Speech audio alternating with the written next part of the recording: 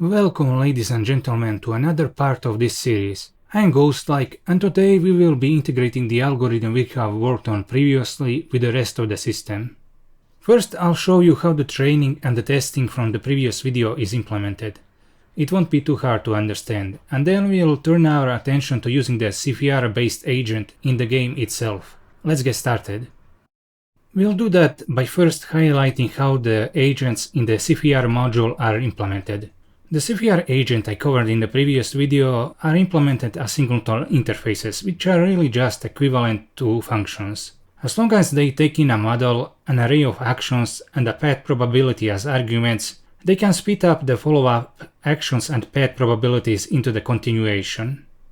And this is all we really need. By making a generic implementation like this, we don't need to think what the model is or what the actions are. The algorithm doesn't at all depend on the details of those. And the fact that we don't need to think about the rest of the system makes focusing on just the algorithm a lot easier. Besides the learning algorithm itself, we also need to implement a function for just running the algorithm without learning, and later for the sake of playing against it, we need to be able to sample the actions from the policy instead of just enumerating it. This functionality is implemented in the following two classes that I am showcasing here: Agent Passive Enum and Agent Passive Sample. Now that we have all this, it is a matter of integrating them with the rest of the system. The first instinct would be to go into the Play module and check out the game implementation that we did for the human and the random players. The trouble with trying to reuse this is that this function returns an unit type, while the learning algorithms require the rewards to be propagated backwards through the system. Also, the learning algorithms require the model to be passed in so they know which game node they are in currently. But the model we have in this function is meant for the UI. It is not suitable for the learning algorithm itself. What we could try is coming in and extending the function, but in that case we have to deal with the mental burden of trying to implement something new while making sure the old stuff is still intact. Rather than taking such an approach, since we require all new functionality anyway, it is easier to start from scratch and then figure out how to glue things together after that. We don't need to think about exactly how to glue things together at this stage. Programming skill is as much as knowing when to leave things out of mind as it is to when to dig in and work. We just need to believe that we'll make it. And we will. Let's start with the models for the learning algorithm. If I hover over it, you will understand right away what it is. It is just the sequence of past game actions. It is pretty similar to the text messages you see in the UI, but more condensed. We can pass this into the dictionary and use them as node keys for the CFR learning algorithm. Depending on the player ID, we'll select the side of the pair to pass into the action function. Here is how it is implemented. Unlike having a single interface like in the Play module, I found it easier here to just bake in all the required functionality into this. This interface implementation of the Leduc game is specialized for learning rather than play, and it has the functionality required just for that. If you look at the action function, you'll see that it selects the right player based on the ID, does reward negation if it is player 1 rather than 0, and swaps path probabilities back and forth. We wouldn't want to mess with the rest of the game logic while having to do this, but isolated like this, it is quite clear what is going on. Moving on, the chance function is written in a functional style and just uses the provided interface, after which it updates the model before sending both the card and it on their way into the continuation.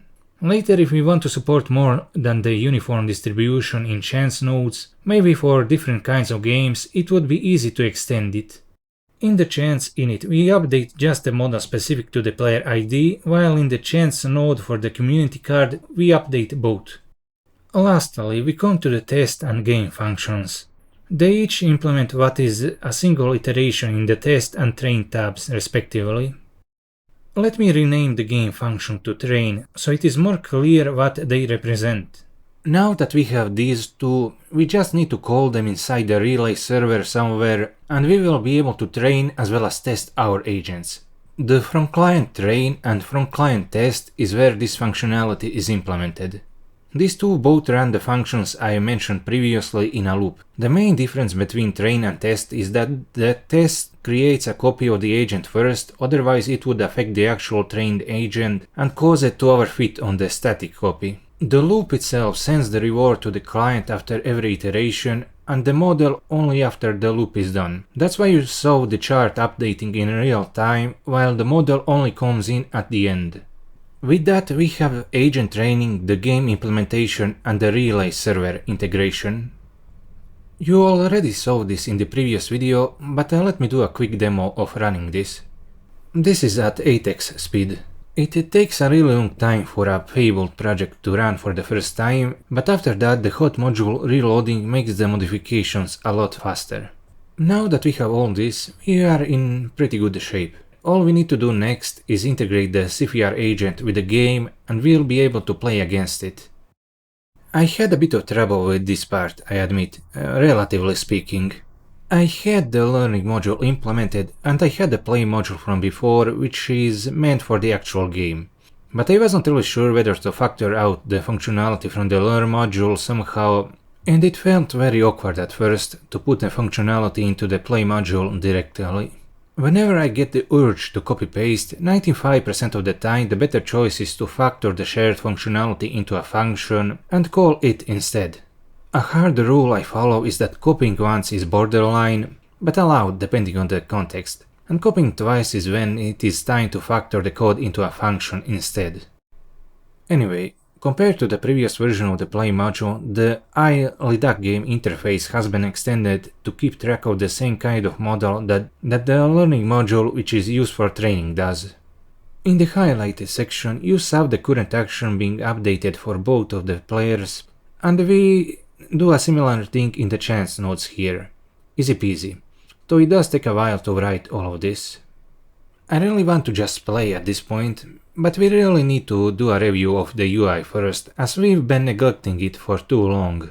If we go into the client project, which uses the Fable compiler to compile to JavaScript, we see that at the root there is some new functionality, specifically these tabs. It is really amazing how at one end, for UIs, I can write React code that is better than regular React in JavaScript, while at the other end, I have seamless integration with the entire .NET ecosystem, all from the same language. Let us briefly go over this UI from, well, bottom to top in this case, and then we'll play against the CFR agent. I'm not going to dwell too much on this, as the UI parts can be imagined as a straightforward tree hierarchy. There aren't any loops, there isn't any recursion, and there aren't any confusing algorithms that need to be explained. The hardest part is just taking the time to write all this out and observe the results as you go along. It is kind of like painting a picture. Once you put down a stroke, it won't run away somewhere else, but the same really couldn't be said for the learning algorithms. And that's why these parts are very easy. The hard parts of programming are the ones where you can't reason out the outcomes systematically, not this. Okay, for this part, let me just highlight this chart code. It is a good example of what not to do in programming. A large section that is duplicated like this should definitely be factored out into a single function. Let us do that now. Here is how we'll do this. First, we want the data coming into this chart component to be generic, so I'll just make it an object. The line data keys aren't type safe, so this doesn't bother me. Keep in mind that it compiles down to JavaScript, which is a dynamic language, so we can take advantage of that here. Secondly, we'll factor out the lines and just plop them in as props into this React chart component. The key point here is realizing what needs to be factored out. That is, where to make the cuts. Then you just write the code in your particular style. In this case, I've been thinking that since the lines are completely static, that I might as well factor them out even further and place them at the module level. So we'll do that, and here we'll do just a bit of moving arguments around so we can take advantage of partial application. There is no need to pass in the data argument explicitly. We do the same thing for the other chart and lower our code footprint. Doing it like this significantly reduces the room for error in the code. Though I don't think this would be a problem here, but in general it is a lot harder to keep very similar pieces of functionality in your mind. If your favorite method of abstraction is copy-paste, you'll often fix a bug in one place and then have them remain somewhere else. If you are wondering what good code is, it is just a code that matches your mental model precisely and nothing else. There aren't any other criteria, but you yourself finding it easy to think about. And this is why I love functional programming so much, because it makes it easier to think about programming. It has a reputation for being hard, but once you get used to it, it is the exact opposite. In a sane world, the C# programmers would have all switched to F# long ago, but life is what it is. Let's give it a try. And for some reason it isn't working. My first instinct here is to try and reload, but when that doesn't work, the thing I check for first are errors in the code. By that I mean type errors, and they definitely are present here. I can't pass a tuple list into a function that expects an object list. Since it is compiling to JavaScript under the hood, my first thought is to try to cast them, but that didn't work out. If I had boxed and unboxed the arguments, it would have, but you have to be careful about doing that kind of thing in your code, as it could potentially make all the types inconsistent. The .NET Intermediate language is strongly typed, so you'd get an exception at runtime if you tried making casts that aren't allowed. But JavaScript is a lot more loosely typed, so I'd be very wary about doing that kind of thing. Anyway, the correct solution here is to just get rid of the list rev and use a fold instead. Appending the elements to the list would reverse it, and it gives us a chance to box all those tuples into objects. We also factor that into a function since we are good programmers. We automatically reroute our copy-pasting instincts into functional factorization. The reason why we are getting this type error here is because if you have a regular let statement without arguments, F# won't generalize it even if it is a function. We can fix it easily by adding an argument to the let statement. And going back to the browser, we see that the UI works now. Great. Let's get back on track. You might be wondering what some of the stuff here in the training UI menu is doing. It is just validation. We do it this way so that the update function doesn't throw an exception when converting to an integer. Here is how the agent model is converted to a tabular form.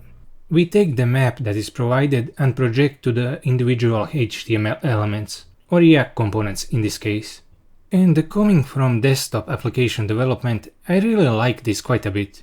The charts we have showcased, so let's just sweep past them. And the game UI is much the same as before. Here you can see how the chart is being held to a maximum of 150 elements. As can be expected, the UI model has some new fields to account for all this added functionality. Let's take a moment to pay our respects, and now it's time to play.